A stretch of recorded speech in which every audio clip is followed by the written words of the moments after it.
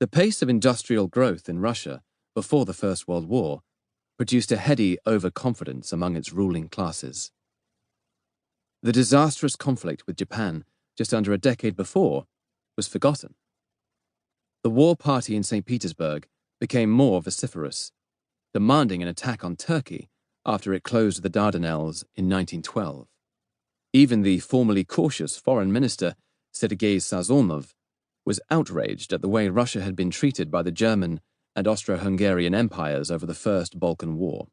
So, when Vienna issued its ultimatum to Serbia, following the assassination in June 1914 of the Archduke Franz Ferdinand in Sarajevo, Sazonov asked the chief of the General Staff to prepare the army for war. He told the Tsar that if Russia failed to support its fellow Slavs in Serbia, it would constitute a fatal humiliation. Nicholas II felt obliged to concede to the calls for the first stage of partial mobilization, but then army commanders insisted that if Russia mobilized against the Austro-Hungarian armies, Russian forces would have to mobilize all along the central and northern fronts against the Germans. The imperial family's counselor and faith healer, Grigory Rasputin, was absent from the capital. That fateful summer, he had returned home to Siberia, where he received news of the rush to war in a telegram from the Tsarina. He set out immediately to send a reply to advise the Tsar to resist the pressure, but a peasant woman waylaid him, stabbing him in the stomach. She was a follower of Ilyador, a former priest who had turned against him, denouncing him as a lecher and a false prophet. Rasputin nearly died and was incapacitated in hospital. When he regained consciousness and heard that mobilization had been ordered, he insisted on sending the telegram which warned that war would destroy both Russia and the Romanovs. This final chance of persuading the Tsar to stand up against the belligerents all around him arrived too late, but it would probably have made little difference. The fear of the Russian General Staff that the Central Powers could mobilize more rapidly was not the main factor in the escalation to war. That had come from the Austrian determination to crush Serbia before the major European powers could step in. Germany refused to stop them.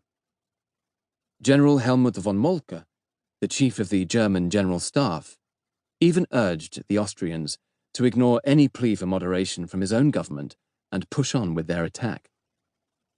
Diplomacy and royal connections stood little chance. War was indeed too important to be left to the generals, as the French Prime Minister Georges Clemenceau was soon to observe. Once war had been declared, things could only go from bad to worse for the grey mass of Russian peasant soldiers. Altogether, 15,300,000 men would be called up into the army and navy. After the defeat at the Battle of Tannenberg, and then the infamous Great Retreat in 1915, following the German victory of Gorlice Tarnów, just southeast of Krakow, bitterness and suspicion of treason at court set in among officers as well as soldiers. Talk of the German stranglehold soon began, partly because so many generals had names of Teutonic or Scandinavian origin. But most cursed the German Tsarina and her camarilla, dominated by their éminence grise, Rasputin. The dissolute monk interfered with shameless corruption in appointments once the Tsar unwisely decided to assume the supreme command of the armies at the Stavka, the supreme headquarters in Mogilev.